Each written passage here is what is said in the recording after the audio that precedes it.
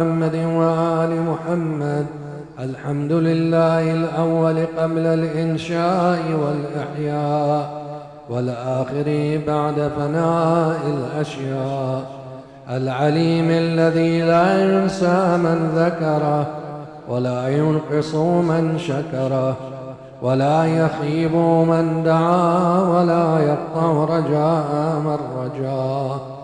اللهم إني أشهدك وكفى بك شهيدا، وأشهد جميع ملائكتك وسكان سماواتك وحملة عرشك ومن بعثت من أنبيائك ورسلك وأنشأت من أصناف خلقك، أني أشهد أنك أنت الله لا إله إلا أنت وحدك لا شريك لك ولا عديل ولا خلف لقولك ولا تبديل، وأن محمدا صلى الله عليه وآله عبدك ورسولك أدى ما حملته إلى العباد، وجاهد في الله عز وجل حق الجهاد، وأنه بشر بما هو حق من الثواب،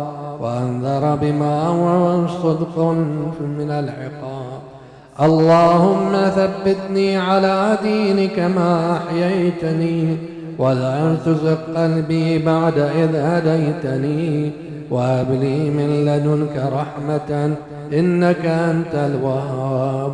صل على محمد وآل محمد، واجعلني من أتباعه وشيعته، واحشرني في زمرته، ووفقني لأداء فرض الجمعات وما أوجبت علي من الطاعات، وقسمت لأهلها من العطاء في يوم الجزاء، إنك أنت العزيز الحكيم، برحمتك يا أرحم الراحمين.